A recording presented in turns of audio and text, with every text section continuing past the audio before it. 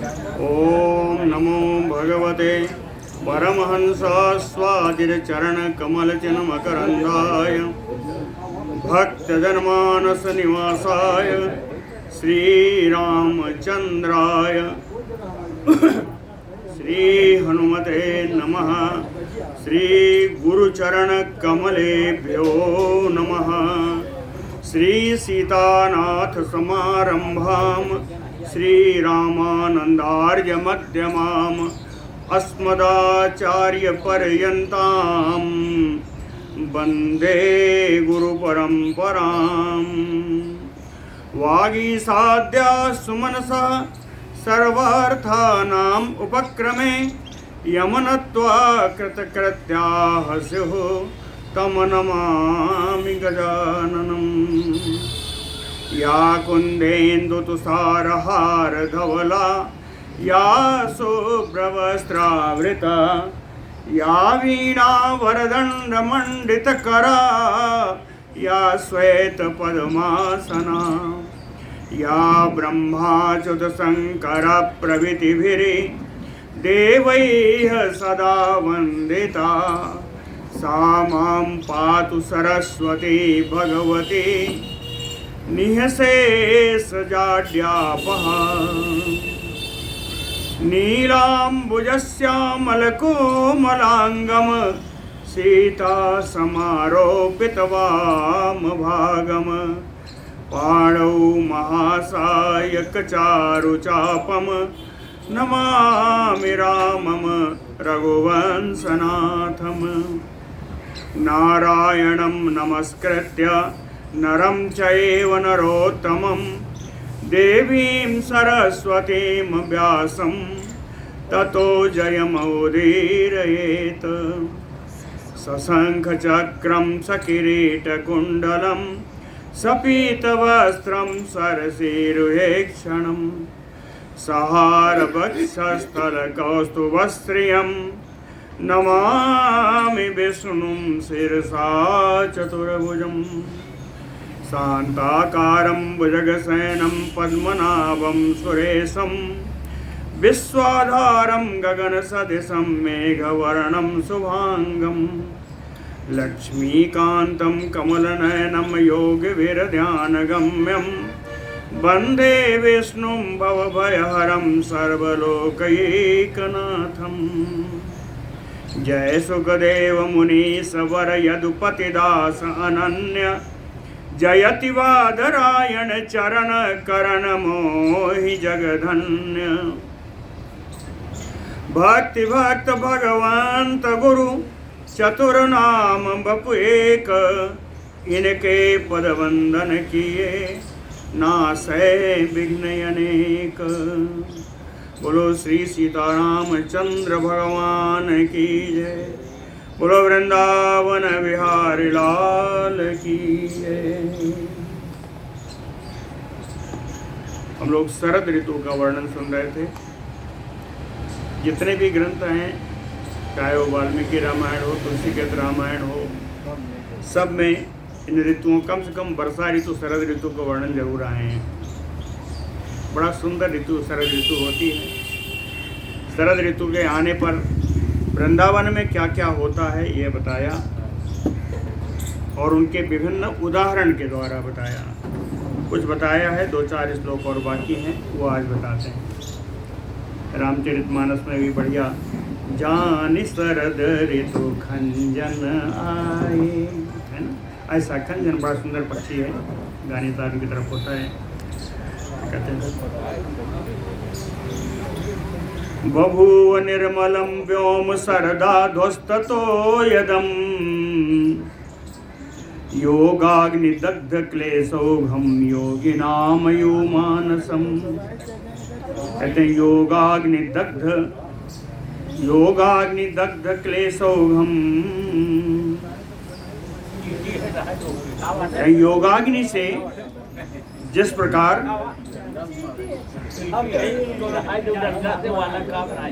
प्रकार क्लेशों का समूह जलकर राख हो जाता है, योगियों का। योगाग्नि दग्ध क्लेशोघम योगिनाम युमानसम। योगाग्नि से योगियों के मन का जितना क्लेश है सारा समाप्त हो जाता है और एकदम विमल हो जाता है, मन विमल हो जाता है। उसी प्रकार शरद ऋतु में ध्वस्त तो यदम व्योम निर्मलम बभूव, बादल नष्ट हो जाने से आकाश बिल्कुल विमल हो जाता है शरद ऋतु में। सूर्यांशु जनितम तापम निन्ने तारापति समम अहमान उद्भवम दुखम विवेकः सुमहानयो। अहमान उद्भवम दुखम, अहम माने अहंकार, अभिमान से उत्पन्न दुख, अहंमान उद्भवम दुखम है ना, अभिमान से उत्पन्न दुख विवेकः सुमहानयो समम, विवेकवान व्यक्ति अपने विवेक से इन दुखों का शांत करता है। जिस प्रकार उसी प्रकार शरद ऋतु में सूर्यांशु जनितम तापम, सूर्य की किरणों से उत्पन्न ताप को तारापति ही समम निन्ने, तारापति चंद्रमा जी इस ताप को शांत करते हैं। नभसो अब्दम भुवः पंकम कालुष्यम चा अम्बसः सरत इंद्रियाणि इंद्रियार्थेभ्यः प्रत्याहारयो आहरत। प्राणायाम प्रत्याहार बताया है। हाँ, तो कहते हैं जो प्रत्याहार होता है वो इंद्रियाणि इंद्रियार्थेभ्यः हरत आहरत। प्रत्याहार के द्वारा इंद्रियों के जो इंद्रियार्थेभ्य, इंद्रियों के जो विषय हैं, इंद्रियों के जो गुण हैं, इनका दूर कर देता है। इंद्रियों को इंद्रियों के कलुष विषयों से दूर कर देता है प्रत्याहार। जैसे प्रत्याहार इंद्रियों से उत्पन्न जो कलुष हैं उनसे दूर कर देता है, उसी प्रकार शरदकालीन ऋतु में श्री वृंदावन में नवसो अब्दम, उसी प्रकार आकाश से सारे बादल नष्ट हो जाते हैं। प्रत्याहार जैसे कलुष को दूर करता है, उसी प्रकार शरद ऋतु में आकाश से सारे बादल नष्ट हो जाते हैं। नवसो अब्दम भुवः पंकम, पृथ्वी से कीचड़ नष्ट हो जाता है, कीचड़ सूख जाता है। और कालुष्यम चा अम्भसः, जल से उसकी मलिनता, जल विमल हो जाता है शरद ऋतु में। क्या जल से उसकी मलिनता समाप्त हो जाती है, उसी प्रकार जिस प्रकार प्रत्याहार से इंद्रियों के कलुष दूर हो जाते हैं। एक बड़ा बढ़िया श्लोक कहते हैं इसमें कि वृंदावन में जितने तालाब हैं वो सब प्राणायाम करते हैं, तालाब प्राणायाम करते हैं। यही श्लोक है ये, सुनिए। प्राणायामयो अम्भोभिः सरसाम कृतपूरकैः अभ्यस्यते अनुदिवसम रेचक कुंभकादिभिः। प्राणायाम के तीन हैं, प्राणायाम के तीन है। एक पहला पूरक, सांस भरी जाती है उसको पूरक कहते हैं, सांस रोकी जाती है उसको कुंभक कहते हैं, जब सांस निकाली जाती है उसको रेचक कहते हैं। तो कहते हैं ये तालाब क्या करते हैं, सरसाम कृत पूरकैः, वर्षा ऋतु में पूरक के द्वारा ये सारे तालाब जल से लबालब हो गए, है ना। तो पूरक क्रिया, तो प्राणायाम की पूरक क्रिया तो इनकी बरसात में पूर्ण होगी।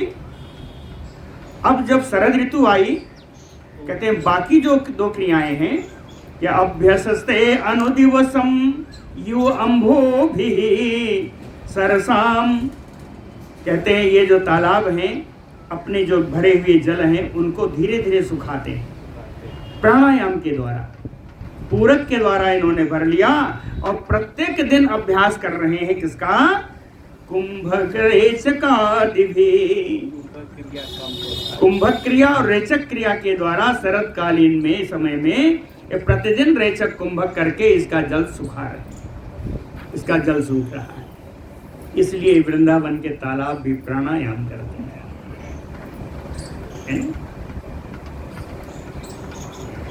जय जय श्यामा जय जय श्याम, जय जय श्री वृंदावन धाम। सुंदर वृंदावन। विमल अंबर नक्षत्रे काले च अभ्यागते ब्रजे, ददर्श इंद्र महारंभ आयोध्यतान तान ब्रजोकसः। कहते हैं काले शरत काल में विमल अंबर नक्षत्रे, आकाश विमल हो गया, नक्षत्रों से शोभायमान है, शोभायमान है। कहे काले अभ्यागते ब्रजे, ब्रज में जब ये शरतकालीन समय आ जाता है तो इंद्र महारंभ आयोध्यतान तान ब्रजोकसः, सारे ब्रज के निवासी इंद्र के लिए, इंद्र यज्ञ करने के लिए सब उद्यम करने लगते हैं। और ऐसे उद्यम करते हुए इन ब्रजवासियों को श्री कृष्ण जी ने ददर्श देखा। कृष्ण जी ने देखा कि सारे ब्रजवासी शरतकालीन आया, सब उसमें इंद्र यज्ञ का आरंभ करने के लिए सब उत्सव में लग गए, उत्सव का उद्यम करने के लिए लग गए। कृष्ण तान उत्सुकान दृष्ट्वा गोपान उत्सवलालसान, कौतूहलात् इदम वाक्यम प्राह वृद्धान महामति। तान उत्सुकान गोपान उत्सवलालसान, उत्सव की लालसा से सारे गोपगणों को परम उत्सुक होता हुआ देख करके, दृष्टवा महामति कृष्ण, महान बुद्धिमान श्री कृष्ण जी ने कौतूहलात, उत्कंठा पूर्वक, बड़ी उत्कंठा से वृद्धान इदम वाक्यम प्राह, वृद्ध गोपों से यह बात बोली। भगवान कृष्ण इन उत्सव को देख करके वृद्ध गोपों से यह बात बोली, नंद आदि वृद्ध गोपों से। उन्होंने, भगवान कृष्ण क्या पूछते हैं? कहते हैं को अयम सक्रमखो नाम, को अयम सक्रमखो नाम एनो हर्षम आगतः, प्राहतम नंद गोपश्चा पृच्छन्तम अतिसादरम। भगवान ने पूछा को अयम सक्रमखो नाम, कहते हैं ये जो इंद्र यज्ञ हो रहा है, जिसका नाम आप लोगों ने इंद्र यज्ञ रखा है, ये क्या है? को अयम सक्रमखो नाम, कहे इस जिस यज्ञ के लिए ये सारे गोपगण सब बड़ा हर्षित हैं। कहे ये न वो हर्षम आगतः, जिस यज्ञ के लिए सारे गोपगण बड़ा हर्ष में भरे हुए हैं, अति आदरम पृच्छन्तम, आदर पूर्वक भगवान कृष्ण के पूछे जाने पर नंद गोपा तम प्राह, तम कृष्णम प्राह, नंद आदि गोपों ने कृष्ण जी से कहा। नंद गोप उवाच, कहते हैं मेघा नाम पयसाम चैसो देवराजा सतक्रतु। समझे ना, बढ़िया स्तोत्र है। मेघा नाम पयसो चैसो देवराजा सतक्रतु, तेन संच उदिता मेघा बरसन्ति अम्बुमयं रसम। मेघा नाम पयसाम चैसो, कहते हैं इन बादलों के और इस जल के, जो मालिक हैं, ईश हैं, इनके जो स्वामी हैं वो कौन हैं? कहे देवराजा सतक्रतुः, 100 यज्ञ करने वाले देवराज इंद्र ही इन मेघों के और जल के स्वामी हैं। नंद बाबा बोल रहे हैं, भगवान कृष्ण को बता रहे हैं। कहे ये तो स्वामी हो गए। तेन संच उदिता मेघा बरसन्ति अम्बुमयं रसम। तेन संच उदिता, कहे इन्हीं की प्रेरणा से, तेन यानी इंद्रेण, इंद्र की प्रेरणा से मेघा, ये जो बादल हैं, अम्बुमयं रसम बरसन्ति, जलमय रस की बरसात करते हैं, जल रूप रस की बरसात करते हैं भगवान इंद्र की प्रेरणा से। और जब बरसात हो गई, तद वृष्टि जनितम सस्यम, उसी वृष्टि के कारण हमारी फसलें उत्पन्न होती हैं। तद वृष्टि जन्यम सस्यम, और उस फसल से वयम अन्ये च देहिनः, हम लोग और अन्य शरीरधारी जितने हैं, कहे बरतयाम उपयुञ्जानाः, उसी का उपयोग करके हम लोग अपनी जीविका चलाते हैं, अपना जीवन चलाते हैं। बरतयामो उपजयञ्जानाः, और इन्हीं से, इन्हीं के द्वारा उत्पन्न अन्न से तर्पयामश्च देवताः, देवताओं की भी तृप्ति करते हैं। इसको बहुत बढ़िया है। कहे तत् वृष्टि जनितम सस्यम वयम अन्ये च देहिनः, बर्तयाम उपयुञ्जानाः तर्पयामश्च देवताः। क्या ये तो होता ही है, और इसके फलस्वरूप और भी कुछ होता है, वो भी नंद बाबा बता रहे हैं कि क्षीरवत्या इमा गावो वत्सवत्यश्च निर्वृताः, तेन संवर्धितैः सस्यैः तुष्टाः पुष्टाः भवन्ति च। तेन सस्यैः संवर्धितैः, इन्हीं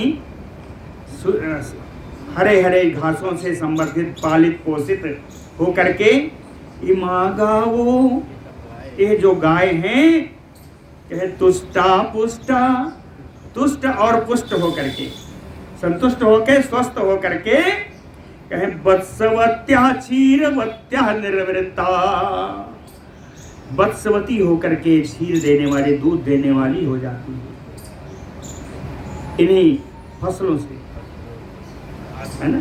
तेन सस्यैः संवर्धितैः, संवर्धितैः पालितैः, इन्हीं सस्य से, इन्हीं अनाजों से, इन्हीं ग्रासों से पालित होकर के, रक्षित होकर के ये गायें संतुष्ट होकर के, स्वस्थ होकर के वत्सवती हो जाती हैं। तदनंतर क्रमेण क्षीरवत्या भवन्ति, दूध देने वाली हो जाती है। कहीं और भी बातें हैं, कहीं अगर बरसात नहीं होगी तो कैसा कैसा होगा।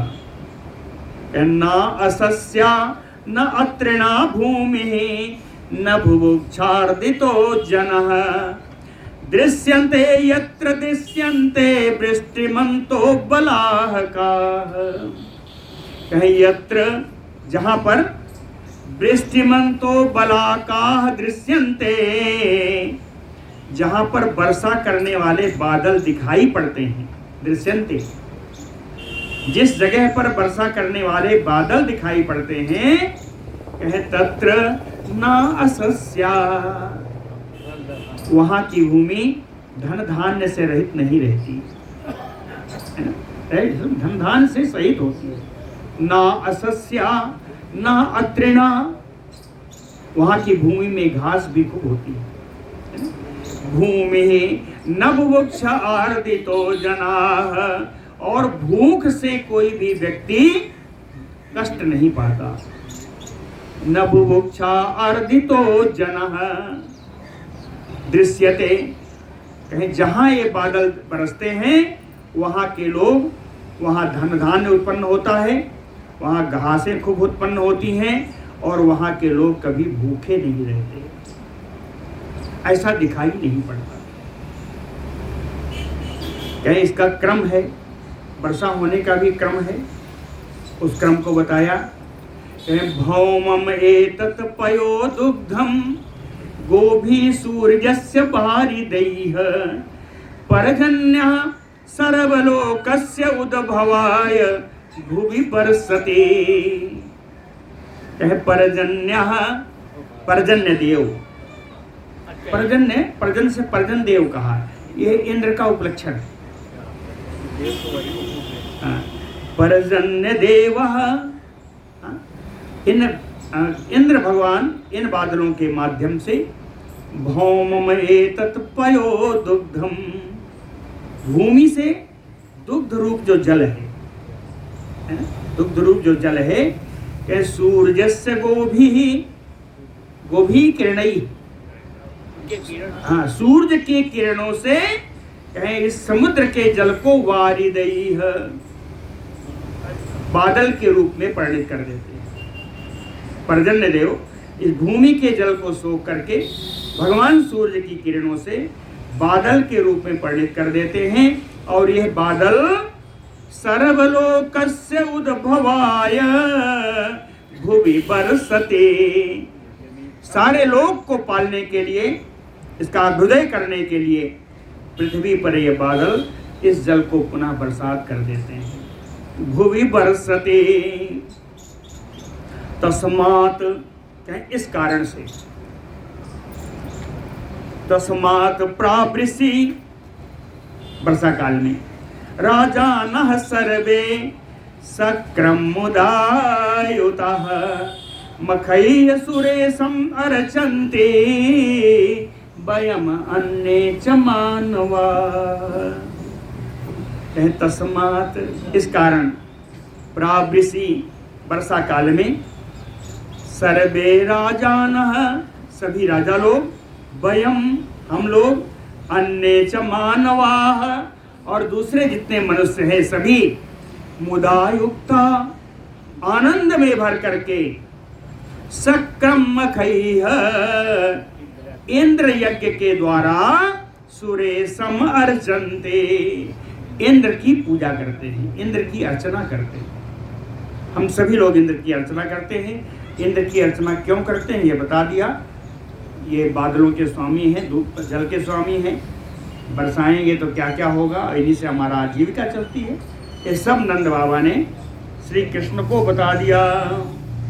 श्री पराशर उवाच नंद गोपस्य वचनं श्रुत्वा इत्थम शक्र पूजने रोषाय त्रिदशेन्द्रस्य प्राह दामोदरः तदा। नंदगोपस्य वचनम् इत्थं श्रुत्वा शक्र पूजने,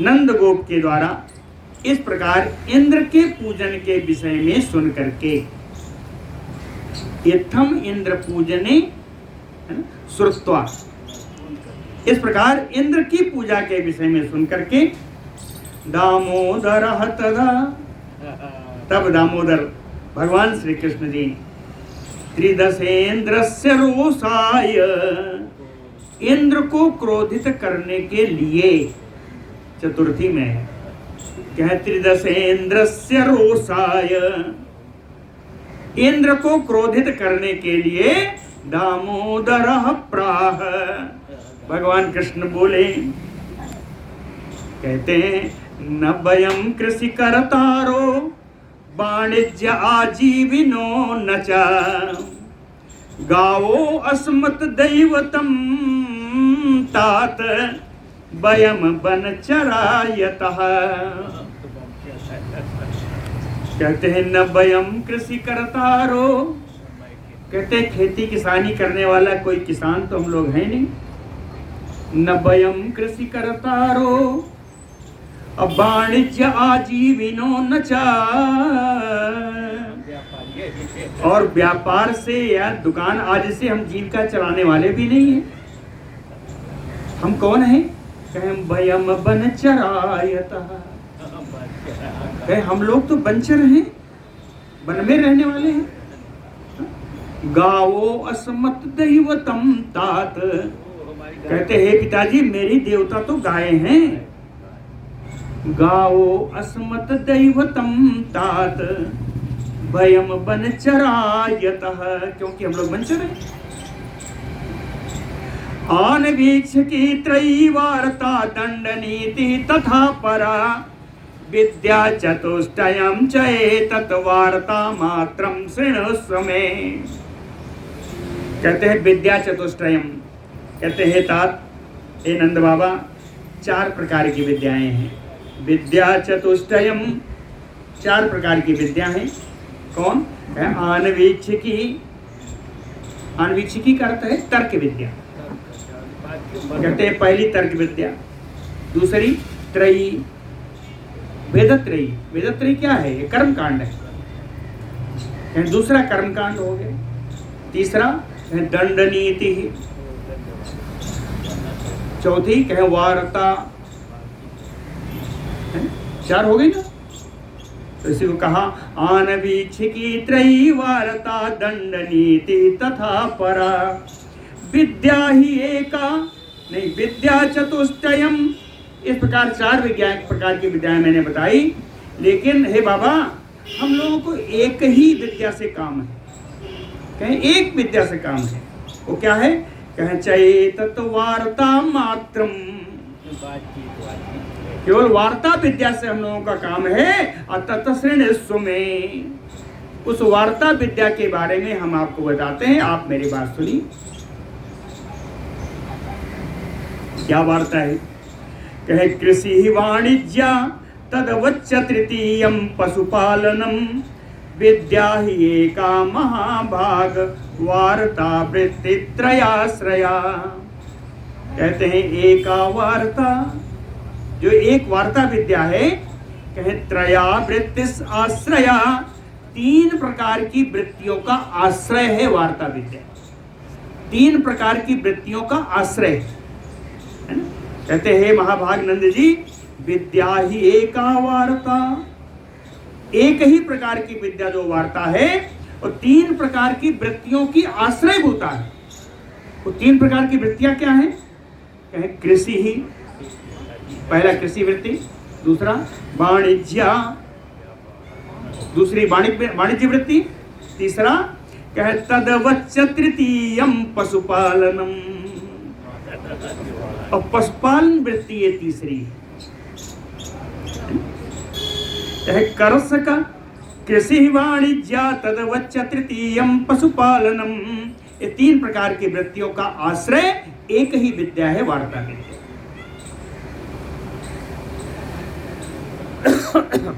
करसकाणाम कृषि वृत्ति पण्यम विपणि जीवनम, पण्यम विपणि जीवनम अस्माकम, हम लोगों का क्या है? अस्माकम गौः परावृत्ति वार्ता भेदैः इयं त्रिभिः, कहे वार्ता भेदैः इयं त्रिभिः। इस वार्ता के जो 3 भेद मैंने बताए हैं, वो 3 भेद क्या हैं? कर्षकाणाम कृषि वृत्ति, किसानों की कृषि वृत्ति है ना। दूसरा कहे विपणि जीविनाम पण्यम, वाणिज्य से अपना जीवन पालने वालों का वाणिज्य वृत्ति है। असमाकम, और हम लोगों की कहे परावृत्ति, सबसे उत्तम वृत्ति है। हम लोगों की वृत्ति इन तीनों में सबसे उत्तम है। कहे परावृत्ति क्या है? गौः, हम लोगों की उत्तम वृत्ति है और हमारी वृत्ति का आधार ये गाय गौः। इस प्रकार वार्ता विद्या के 3 भेद। कहे विद्यया यया युक्तः तस्य सा दैवतं महत्, स एव पूज्या अर्चनीया सैव तस्य उपकारिका विद्या यो यया युक्तः, कहते हैं जो जिस विद्या से युक्त है, जिसकी जो वृत्ति है, यो यया विद्या युक्तः, जो जिस प्रकार की विद्या से युक्त है, यानी जिसका जिससे काम, तस्य सा दैवतम महत, उसका वही बड़ा देवता होता है। जो जिस विद्या से युक्त है उसका उससे संबंध रखने वाला देवता ही उसका बड़ा देवता होता है ना। सएव पूज्या अर्चनीया, और उसी देवता का पूजन करना चाहिए, उसी का अर्चन करना चाहिए। क्यों? साएव तस्य उपकारिका, वही वृत्ति उनका उपकार करने वाली। तो जो जिसका उपकार करे उसी का पूजन करना चाहिए। कहते हैं यदि ऐसा नहीं करोगे तो यो यस्य फलम अस्नन, जो जिसका फल पाता है, जो जिसके फल का भोग करता है, यो यस्य फलम अस्नन, फल तो हम दूसरे का पाते हैं। और पूजयति अपरम नरः, और पूजा किसी और की करते हैं। फल हम किसी और का खाते हैं और पूजा किसी और की करते हैं। चाहे जो व्यक्ति ऐसा है कि जो अपने देव को छोड़ करके अन्य देव का पूजन करता है, इह च प्रेत्य, वो इस लोक में और परलोक में, असौ तन्न तदा आपनोति शोभनम, इस लोक में परलोक में भी उसका कल्याण नहीं होता। शोभनम न आपनोति, उसका शुभ नहीं होता, उसका कल्याण नहीं होता। कहते हैं, अब बताते हैं कि हमारा, कहते हैं मतलब सबका संदेहात्मक दृष्टि से देख रहे हैं कि भाई अगर ऐसा है तो मेरे देवता कौन?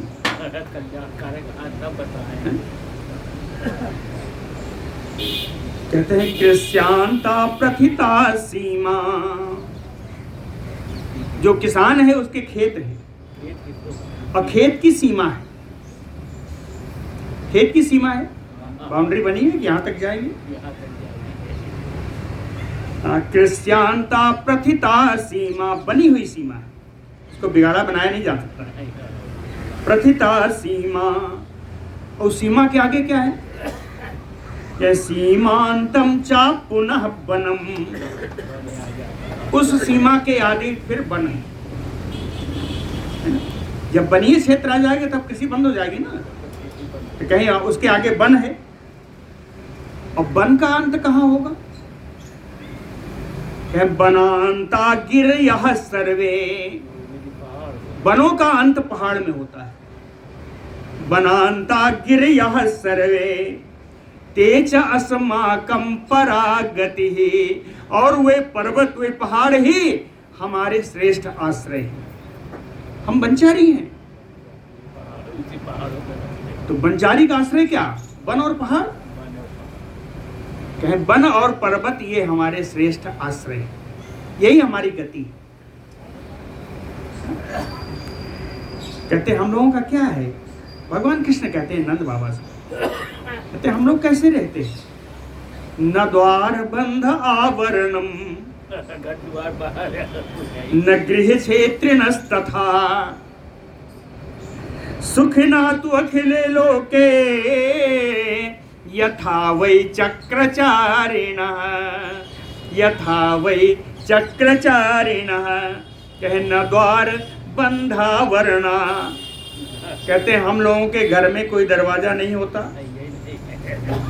किसी बंधन का दीवाल आदि का आवरण नहीं होता। हम लोग जहाँ रहते हैं वहाँ कोई दरवाजा नहीं है, दीवाल आदि का कोई बंधन नहीं, कोई आवरण नहीं है। न गृह, न हम लोगों के पास घर है, क्षेत्र न हमारे खेत है। कहना हमारे घर है ना हमारे खेत है, तो हम लोग कौन हैं? कह सुखिनः तु अखिले लोके, सुख पूर्वक पूरे संसार में हम भ्रमण करते हैं। सुखिनः तु अखिले लोके, किस प्रकार? यथा वै चक्रचारिणः, चक्रचारी कहते हैं मुनियों को, सन्यासियों को, ऋषियों को। चक्रचारी उनको इसलिए कहा गया कि ये पहियों से बने हुए यंत्रों पर बैठ करके घुमा करते हैं, बैलगाड़ी आदि, इसलिए ये चक्रचारी। तो कहते हैं जैसा ऋषि मुनि लोग इधर उधर घूमते हैं स्वच्छंद रूप से, वैसा ही ना हम लोगों का घर है ना खेत है, हम जहाँ चाहें जहाँ डेरा लगा लेंगे वही हो गया मेरा घर।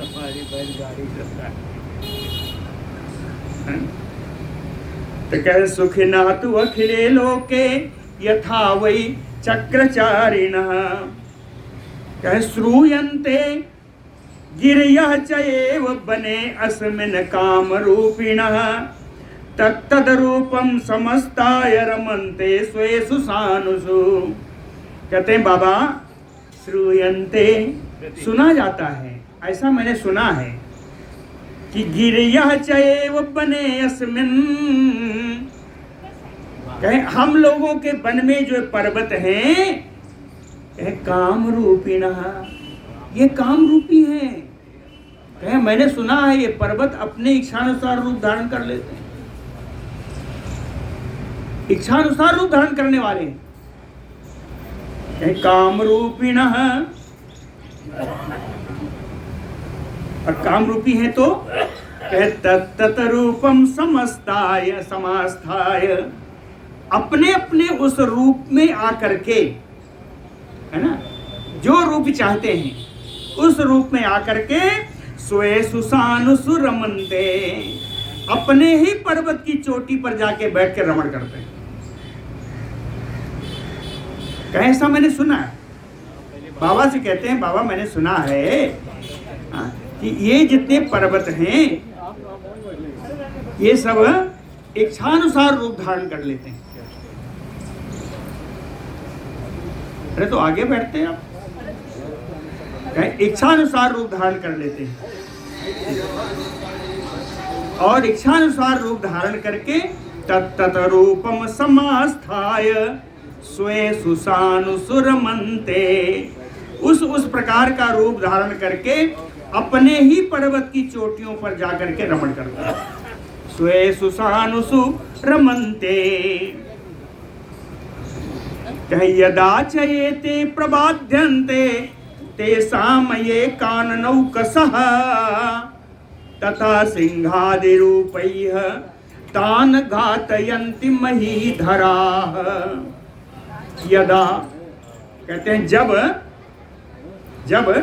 ये काननौकसः, जब ये वनचारी हम लोगों में से कोई भी तेषाम पर्वतानाम प्रबाध्यन्ते, जब इन पर्वतों का, जब हम वनचारी लोगों में से कोई भी इन पर्वतों का हानि करता है, इनको जब बाधा पहुंचाते हैं, तो तब ये वन वाले ही, तब ये पर्वत ही सिंहादि रूपैः, कहे ये पर्वत ही सिंहादि का रूप धारण करके और सिंहादि रूप से ही महीधरः तान् घातयन्ते, पृथ्वी उनका नाश कर देते हैं। जो वनचारी इस पर्वत का नुकसान करने के लिए आते हैं, ये पर्वत सिंह आदि रूप धारण करके उनका नाश कर देते हैं। समझ में आया? काम रूपी इसीलिए बताया पहले, काम रूपी का आगे भी ये बड़ा भारी अर्थ है। हाँ, कहें गिरियज्ञः तु अयं तस्मात् गोयज्ञः च प्रवर्त्यताम्, किम अस्माकं महेन्द्रेण गावः शैलाश्च देवताः। कहते हैं बाबा किम अस्माकं महेन्द्रेण, इंद्र से हमें क्या लेना देना। कहें किम अस्माकं महेन्द्रेण, हम लोगों को इंद्र से क्या लेना देना। गावः च शैलाः च देवताः, हमारे देवता तो ये गाय हैं और ये पर्वत है। हमारे देवता तो ये गाय हैं, पर्वत हैं, और जब गाय और पर्वत ही हमारे देवता हैं, तो गिरि यज्ञ तो अयाम तस्मात् गो यज्ञ प्रवर्त्यताम्। तो हम लोगों को गिरि यज्ञ या गो यज्ञ में ही करना चाहिए।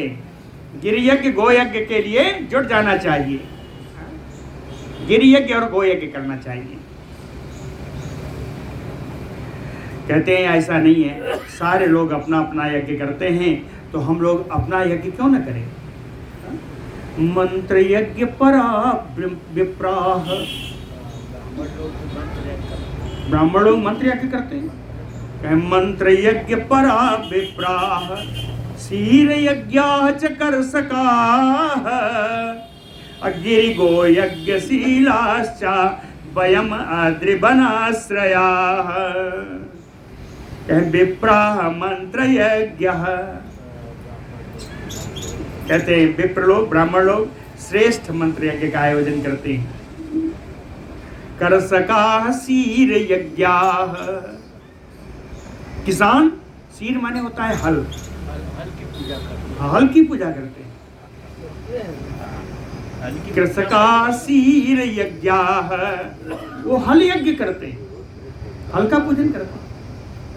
और वयम् अद्रिबनाश्रयाः, हम लोग जो पर्वत और वन के आश्रयी हैं, पर्वत और वन में रहने वाले हैं, गिरि गो यज्ञशीलाः, हम लोग गिरि यज्ञ गो यज्ञ ही करना चाहिए, इसी में तत्पर रहना चाहिए।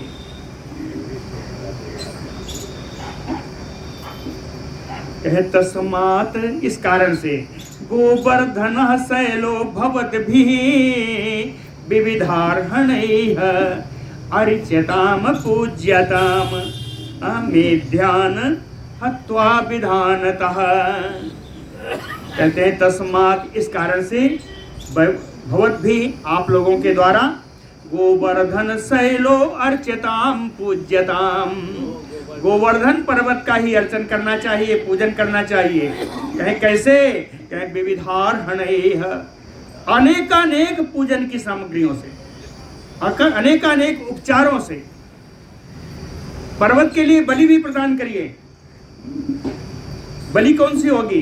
कहें मेध्यान पशून हत्वा विधानतः, विधि विधान के अनुसार जो पवित्र पशु हैं उनको उनका मार करके इन यज्ञ की, पर्वत की बलि दीजिए।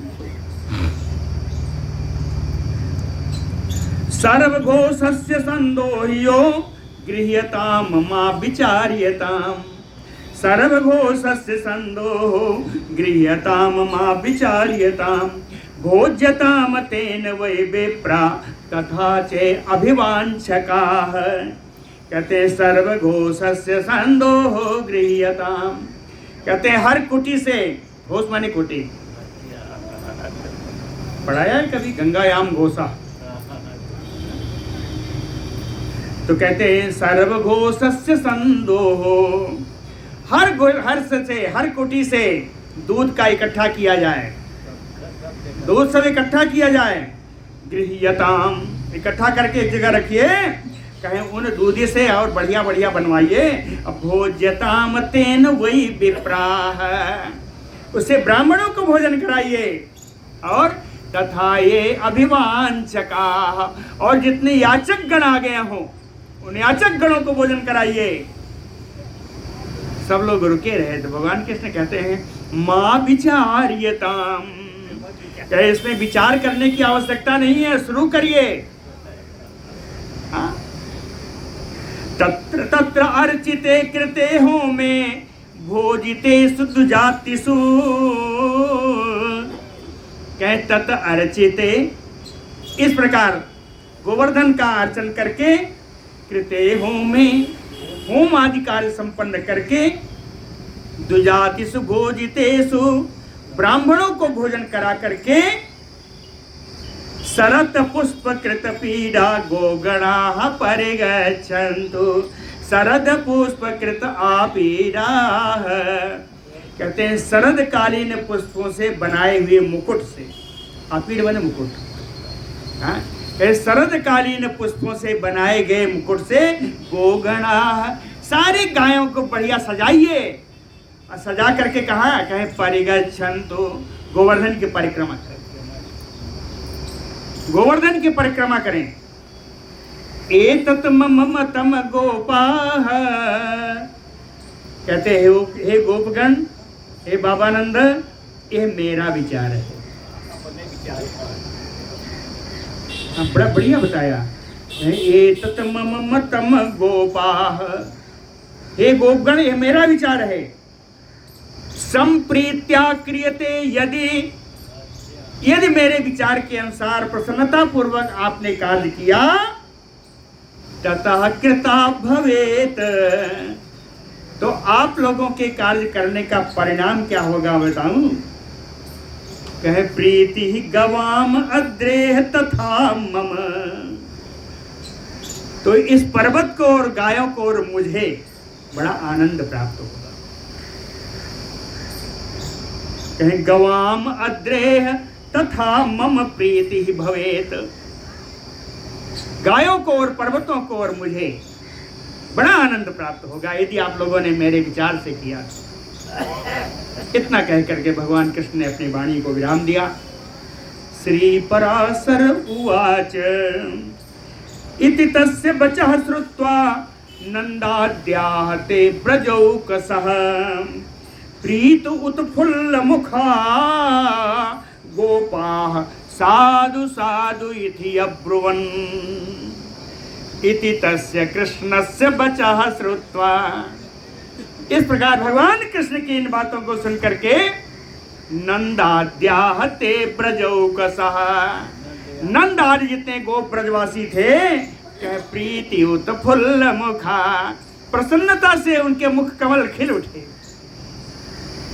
और गोपाः साधु साधु इति यथा ब्रुवन्, सारे गोपगण बोल उठे बहुत अच्छा बहुत अच्छा। सारे गोपगण बोल उठे। कैसे बोले? शोभनम ते मतम वत्स यत एतत् भवता उदितम। कहे वत्स, हे कान्हा, यत एतत् भवता उदितम, जो तुमने इस समय कहा है, शोभनम ते मतम, तेरा विचार तो बड़ा सुंदर है। शोभनम ते मतम, कहे तत् करिष्यामहे सर्वम, तत् करिष्यामहे सर्वम, हम सब वही करेंगे। कान्हा जो तू कह रहा है हम सब वही करेंगे। कहे गिरियज्ञ प्रवर्तिताम, कहे पर्वत का यज्ञ प्रारंभ किया जाए, गोवर्धन के पूजन प्रारंभ किया जाए। गिरियज्ञम गिरियज्ञ प्रवर्तिताम तथा च कृतवन्तः ते गिरियज्ञं ब्रजौकसः, दधिपाय समासाद्यैः ददु शैलबलिं ततः। तथा च कृतवन्तः, जिस प्रकार भगवान ने कहा था वैसा ही कार्य करते हुए इन सारे ब्रजवासियों ने गिरि यज्ञ का संपादन किया, गोवर्धन पर्वत की पूजन किया। कैसे किया? कहें दधिपायस, दूध खीर आदि से बढ़िया सुंदर पर्वत को बलि भी प्रदान की। द्विजांश भोजयामासु शतसो सहस्त्रशः, हजारों लाखों ब्राह्मणों को भोजन कराया, है ना। द्विजांश भोजयामासु शतसोऽथ सहस्त्रशः, सहस्त्र और शत दोनों मिला दीजिए तो लाख हो जाता है। तो दो तरीके का अर्थ कर लीजिए, लाखों ब्राह्मणों को भोजन कराया या सैकड़ों हजारों भोजन ब्राह्मणों का भोजन कराया। गावः शैलम ततः चक्रुः अर्चिता प्रदक्षिणम, वृषभा च अतिनर्दन्तः सतो या जलदायुः। कहें गावः अर्चिताः, गायों को बढ़िया फूल से सजाया। गावः अर्चिताः, गाय के साथ बैलों को लिया। कौन से बैल हैं? कहें वृषभाः च अतिनर्दन्तः, जो बड़ी आवाज कर रहे थे बैल। आवाज कैसी थी? कहें सतोया जलदायुः, जलधर बादल के समान गर्जना करने वाले उन बछड़ों को, साड़ों को भी साथ में लिया, बढ़िया सजा करके गायों को लिया। ततः, तदनंतर ताह प्रदक्षिणम चक्रू, सब मिल करके गोवर्धन की परिक्रमा किए, परिक्रमा किए। गिरिमूर्धनि कृष्णोऽपि शैलो अहम इति मूर्तिमान, गोवर्धन पर्वत की चोटी पर जाकर के भगवान कृष्ण बैठ गए। गोवर्धन पर्वत की चोटी पर जाके भगवान कृष्ण बैठ गए। कैसे बैठे? कहे अहम इति मूर्तिमान, दूसरे स्वरूप से, दूसरी आकृति से जाकर के भगवान गोवर्धन पर्वत की चोटी पर बैठ गए और वहां पे कहा कि शैलो हम इति, मैं ही गोवर्धन हूं। चोटी पर दूसरे रूप से बैठ करके उस पर कहते हैं शैलो हम इति, मैं ही गोवर्धन हूं, है ना। बुभुजे अन्नम बहुतरम गोप बरया आहृतम द्विज, कहते हैं मैत्रेय जी, जितने गोप ग्वाल वालों ने, गोपियों ने जो जो कुछ ले आए, बहुतरम, अनेकानेक प्रकार के व्यंजन, जो 56 व्यंजन इसी में लगता है, 56 प्रकार के व्यंजन, जितने व्यंजन आए, बुभुजे अन्नम, सब खाते गए, सब खाते गए, मस्त। कहे अहम शैलो, मैं ही गोवर्धन हूं, ले आओ खिलाओ। सब उन्होंने भोग लगाया वहां पे। अरे इतना तो ठीक था कि गोपी गोपों ने खाया, कहे भगवान कृष्ण स्वयं भी गए, स्वयं भी गए। नहीं नहीं जी, स्वेनैव कृष्णो रूपेण, भगवान कृष्ण स्वयं अपने रूप से, स्वेनैव कृष्णो रूपेण गोपैः सह गिरेः शिरः, ग्वाल वालों के साथ उस पर्वत की चोटी पर गए। अधिरूह्य, और उस चोटी पर चढ़ करके द्वितीयाम आत्मनः तनु अर्चयामास, अपने ही दूसरे शरीर का उन्होंने अर्चन किया। भगवान कृष्ण ही वहां बैठे हैं कि हम गोवर्धन पर्वत हैं, और जिस रूप से ब्रज में रह रहे हैं उस रूप से ब्रजवासियों के साथ जाकर के अपने ही दूसरे शरीर का उन्होंने पूजन किया। द्वितीयाम आत्मनः तनुम अर्चयामास, अपने दूसरे शरीर का स्वयं अपने शरीर से, मूल शरीर से पूजन किया। अंतर्धान गते तस्मिन् गोपालब्धा तत बरम, चाहे उस पर्वत पर विराजमान भगवान गोवर्धन जी, अंतर्धान ततो गते तस्मिन्, उनके अंतर्धान हो जाने पर कहें गोपालब्ध्वा ततो वरान, सारे गोपों को भगवान गोवर्धन ने उनको सबको वरदान दिया। कृत्वा गिरिमिखम गोष्ठम, कृत्वा गिरिमखम, इस प्रकार गिरि यज्ञ, पर्वत यज्ञ यानी गोवर्धन यज्ञ संपादन करके निजम गोष्ठम अभ्याययु पुनः, ये सब अपने अपने गोष्ठ में सारे ब्रजवासी पधार गए। इस प्रकार गोवर्धन की पूजा हुई। बोलो भक्तवत्सल भगवान की जय। समय क्या है? हाँ? समय पूरा हो गया। चलिए कोई बात नहीं, कल हम लोग इंद्र का क्रोध हो गया, जो भी आगे देखेंगे। बोलो भक्तवत्सल भगवान।